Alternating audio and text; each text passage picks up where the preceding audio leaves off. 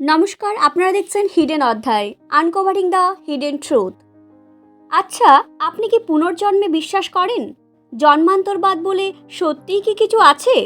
বিশ্বাস করেন যে এই জন্মে যাকে খুন হতে হয় সে পুনর্জন্ম নিয়ে তার খুনের বদলা নিতে পারে? আসুন, আজ আমরা এমন এক ঘটনার কথা বলবো যা ভারতের ইতিহাসে অন্যতম রহস্যময় পুনর্জন্মের কেস হিসাবে পরিচিত, যা একটা গোটা সিনেমাকেও হার মানায়। গোটা পুলিশ ডিপার্টমেন্ট হকচকিয়ে গিয়েছিল এই ঘটনায়। সালটা 1983। আগ্রা শহর থেকে প্রায় 15 কিলোমিটার দূরে বারগাঁওয়ের এক সিং পরিবারে জন্ম হয় এক ছোট্ট ফুটফুটে শিশুর। পরিবারের সকলে শিশুটির নাম রাখলো তরুণ সিং। পরিবারের সবাই তাকে ডাকতে লাগলো টিটু নামে। এই টিটুই ছিল 6 ভাই বোনের মধ্যে সব থেকে ছোট। 1985 সাল। এই সময় টিটুর ঠিক যখন 2 বছর বয়স, যে সময় বাচ্চারা আধো আধো গলায় কথা বলতে শুরু করে, ঠিক সেই সময় টিটু তার পরিবারকে বলল, আমার বাবাকে বলো আমার বউ আর 2 বাচ্চার খেয়াল রাখতে। তোমরা আমাকে এখানে রেখেছো ঠিকই, খেতে দিচ্ছ ঠিকই, পড়তে দিচ্ছ ঠিকই, কিন্তু এটা আমার আসল বাড়ি নয়। আমার আসল বাড়ি আগ্রায়। তোমরা আমাকে সেখানে দিয়ে এসো। আমার বউ বাচ্চার জন্য ভীষণ পরিমাণে চিন্তা হচ্ছে।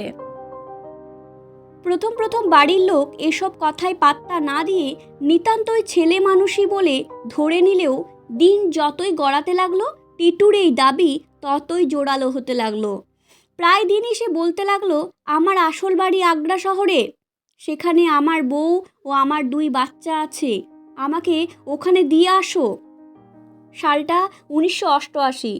টিটুর বয়স ঠিক 5 বছর তখন থেকেই টিটু বলতে লাগলো, আমার নাম সুরেশ ভার্মা, আমার বউয়ের নাম উমা ভার্মা, আমার 2 ছেলে আছে, নাম সমু ও রমু। আমি একটা রেডিওর দোকান করি, আমার দোকানের নাম সুরেশ রেডিওস। আজ থেকে 5 বছর আগে আমি যখন দোকান থেকে গাড়ি চালিয়ে ফিরছিলাম, 2 জন লোক আমার মাথায় গুলি করে। টিটুর এসব কথাবার্তা শুনে গ্রামের মানুষেরা নিজেদের মধ্যে বলাবলি করতে লাগলো যে টিটুকে ভূতে ধরেছে, কারণ তার আচরণ, তার কথা বলার ভঙ্গি সবটাই ছিল ঠিক এক মধ্যবয়স্ক পুরুষের মতো। সে গ্রামের কোনো ছোট ছেলের সাথে খেলতো না। সে তার পরিবারকে বলতো, আমার দামি দামি গাড়ি আছে, আমার বউ দামি দামি শাড়ি পরে, আমি ভীষণ বড় লোক, আমি ভীষণ ধনী ব্যক্তি, আমাকে আমার বাড়িতে তোমরা দিয়ে এসো, আমার আসল বাড়ি আগ্রায়। তোমরা যদি আমাকে আমার বাড়িতে দিয়ে না আসো, আমি কিন্তু এখান থেকে পালিয়ে যাব। এরপর টিটুর পরিবার এক প্রকার ভাবতে বাধ্য হয় যে কে এই সুরেশ ভার্মা, কেন টিটু তার কথা বলে সব সময়।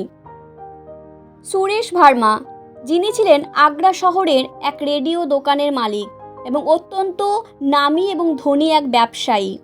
এক বাংলো বাড়িতে মা, বাবা, স্ত্রী উমা ও তার 2 ছেলেকে নিয়ে তিনি সপরিবারে থাকতেন।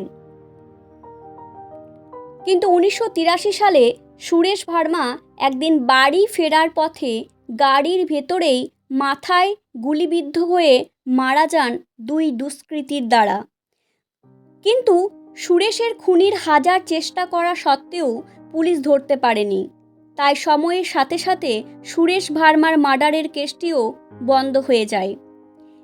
কিন্তু সুরেশ ভার্মার মার্ডারের ঠিক 4 মাস পর জন্ম হয় আগ্রা থেকে প্রায় 15 কিলোমিটার দূরে তরুণ সিং ওরফে টিটুর। এদিকে বর্তমানে টিটুর নাছোড়বান্দা অবস্থা দেখে টিটুর বাবা তার বড় ছেলে অশোককে বলেন আগ্রা শহরে যাওয়ার জন্য এবং সেখানে সত্যি সত্যি সুরেশ রেডিওস বলে কোনো দোকান আছে কিনা তা দেখার জন্য, এবং খোঁজ নিয়ে এও জানতে বলেন যে সেখানে সুরেশ ভার্মা বলে কোনো ব্যবসায়ী খুন হয়েছিল কিনা। যদি টিটুর কথার মিথ্যে প্রমাণিত হয় তাহলে তাকে সাইকিয়াট্রিস্ট দেখাতে হবে, কিন্তু তার আগে একবার হলেও তার বলা কথার সত্যতা যাচাই করা প্রয়োজন। এরপর অশোক তার এক বন্ধুকে সাথে নিয়ে আগ্রায় যায় এবং টিটুর কথা মতো সেখানে সুরেশ রেডিওস দোকান আছে কিনা সেটা খোঁজ করতে শুরু করে। অনেক খোঁজার পর তারা দুজনে দেখতে পেল টিটুর বলা বারবার সেই দোকানের নাম, যা কিনা সাদা রঙের ওপর লাল অক্ষরে বড় বড় করে লেখা সুরেশ রেডিওস। তাহলে টিটু এতদিন ধরে যা বলছিল তা কি সব সত্যি? তা জানার জন্য অশোক দোকানে ঢুকলেন।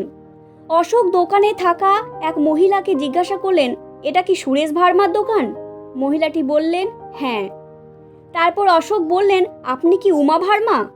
তিনি বললেন, হ্যাঁ, আমি উমা ভার্মা, বলুন কি দরকার? নামটি শোনা মাত্র অশোকের মাথা ঘুরতে লাগলো এবং ধপ করে সে মাটিতে বসে পড়ল, কারণ সে ততক্ষণে বুঝতে পেরেছে যে টিটুর বলা কথাগুলো সবটাই সত্যি। তারপর অশোক উমাকে টিটুর ব্যাপারে সব কথা বলল, কিন্তু উমা বলেন টিটু হয়তো কারোর কাছে সুরেশ ভার্মার গল্প শুনেছে, কেননা অনেক পত্রিকায় সুরেশ ভার্মার ব্যাপারটি ছাপা হয়েছিল, তাই হয়তো টিটু নিজেকে সুরেশ ভার্মা বলে মনে করছে। কিন্তু অশোকের মন তা মানতে চাইল না, কারণ সে সেই 2 বছর বয়স থেকে টিটুকে এরকম আচরণ করতে দেখে আসছে। তাই অশোক অনুরোধ করল উমাদেবীকে যে সে যেন তার বাবা মা নিয়ে একবার হলেও তাদের গ্রামে যায়, টিটুকে যেন তারা সামনাসামনি দেখে আসে এবং তারপর না হয় সে তাদের আবার আগ্রায় পৌঁছে দিয়ে যাবে।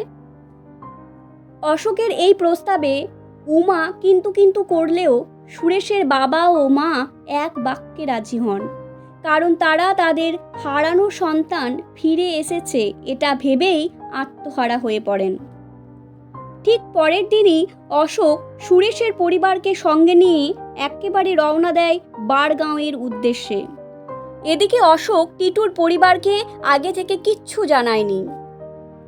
যখন সুরেশের পরিবার টিটুর বাড়ি পৌঁছালো তখন ছিল দুপুরবেলা। টিটু তখন মায়ের সাথে বসে ভাত খাচ্ছিল। সে সুরেশের মাকে দেখতে পেয়ে ভাতের থালা ছেড়ে এঁটো হাতে ছুটে এসে জড়িয়ে ধরে বলে, তুমি এসেছো মা? আমাকে নিয়ে চলো এখান থেকে। বাবাকে বলো আমাকে যেন এখান থেকে নিয়ে যায়। টিটুর বলা এই কথা শুনে সুরেশের গোটা পরিবার পাথরের মতো স্থির নীরব হয়ে গেল। এরপরই টিটুর চোখ পড়ল উমা ভার্মার দিকে, আর সঙ্গে সঙ্গেই 5 বছর বয়সী টিটু এক নিমেষে যেন 40 বছর বয়সী সুরেশ ভার্মাতে পরিণত হলো। সে বলে উঠল, কেমন আছো উমা? আমাদের 2 ছেলে কেমন আছে? এ তো গেল, কিন্তু এরপরই টিটু বলে উঠল, তুমি আমাদের 2 ছেলেকে ডোলপুরের মেলায় নিয়ে যাও তো। এই কথাটা শুনে গা হাত পা রীতিমতো ঠান্ডা হয়ে গেল উমার, কারণ এই কথাটা কোনো পেপারে ছাপা হয়নি। এই কথাটা তার পরিবার বাদে অন্য কেউ জানে না। এরপরই উমা পূর্ণভাবে বিশ্বাস করতে শুরু করলো যে টিটু আসলে সুরেশ ভার্মারই পুনর্জন্ম। কিন্তু বাকিরা তো এত সহজেই পুনর্জন্মের ব্যাপারটা মেনে নেবে না, তাই বাড়ির লোকজন সিদ্ধান্ত নেয় টিটুকে আগ্রা নিয়ে যাবে এবং সেখানে টিটুই সে সুরেশ ভার্মার যে পুনর্জন্ম তার কিছু পরীক্ষা নেওয়া হবে। এই টিটুই যে সুরেশ ভার্মার পুনর্জন্ম তার পরীক্ষা নেওয়ার জন্য প্রথমেই তাকে নিয়ে যাওয়া হয় আগ্রা শহরে। ছোট্ট টিটুকে গাড়িতে চাপিয়ে তারা আগ্রায় নিয়ে যান এবং সেখানে সুরেশ ভার্মার দোকানের যে রাস্তাটি, সেই রাস্তাটিতে তারা খুব স্পিডে গাড়িটা চালিয়ে নিয়ে চলে যান, যাতে করে টিটু চিনতে না পারে যে এইখানেই অবস্থিত তাদের সেই সুরেশ রেডিওস দোকানটি। কিন্তু টিটু হঠাৎ করে বলে উঠল, আরে গাড়ি থামাও, আমরা দোকানটা পেরিয়ে চলে এলাম তো, গাড়ি পিছিয়ে বাম দিকে মোড় নাও, আমি নিয়ে যাচ্ছি চলো আমাদের দোকানে। অশোক বুঝতে পারে যে এমন বিবরণ যে কেউ দিতে পারবে না। এটা তখনই সম্ভব যখন কেউ এই রাস্তা দিয়ে বহু বছর ধরে বহুবার যাতায়াত করেছে। কিন্তু আশ্চর্যের ব্যাপার, টিটু এই প্রথম আগ্রা শহরে পা রেখেছে।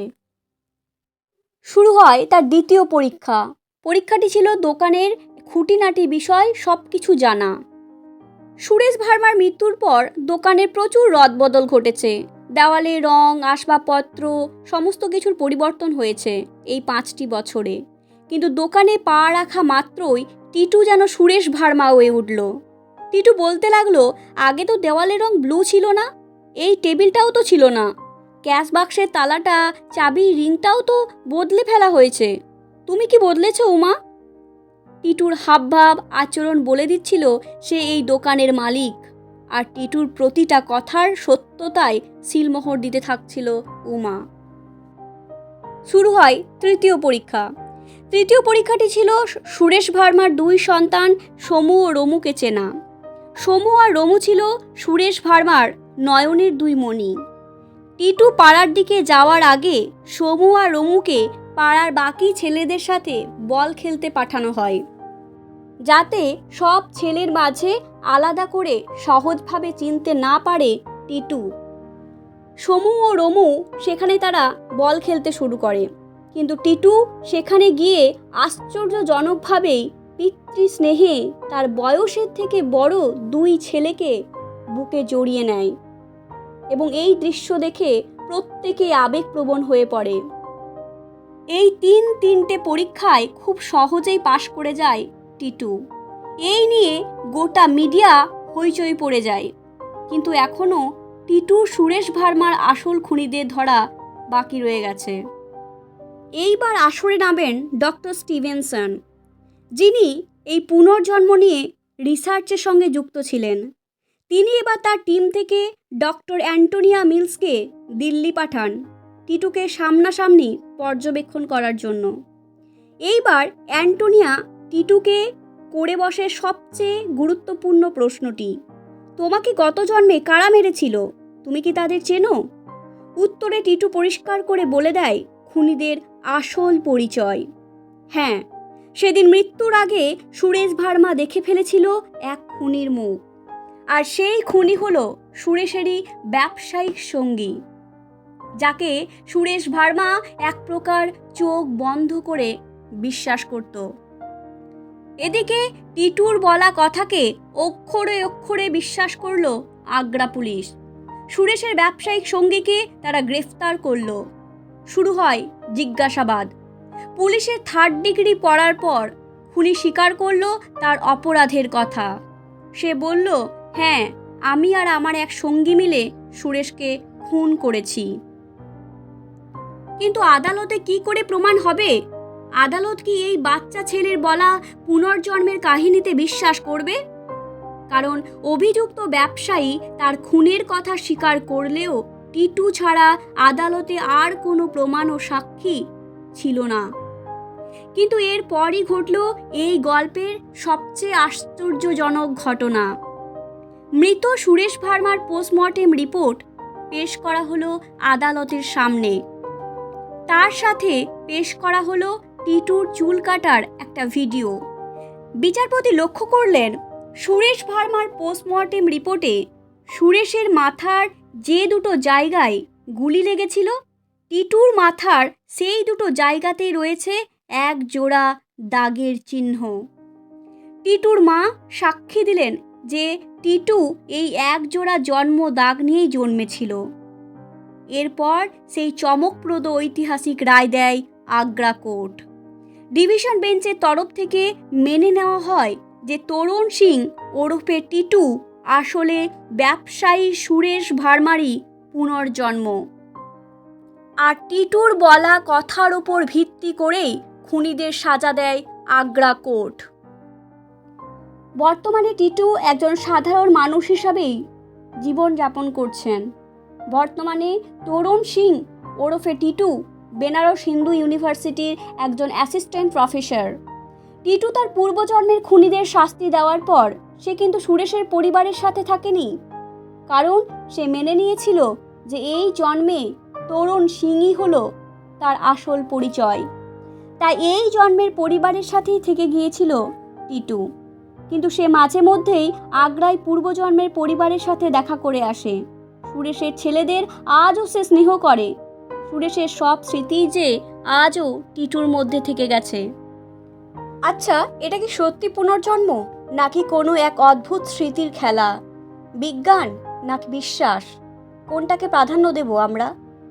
প্রত্যেকে ভালো থাকবেন, সুস্থ থাকবেন, আর ভিডিওটি ভালো লাগলে আমাদের চ্যানেলের সাথে যুক্ত থাকবেন। নমস্কার।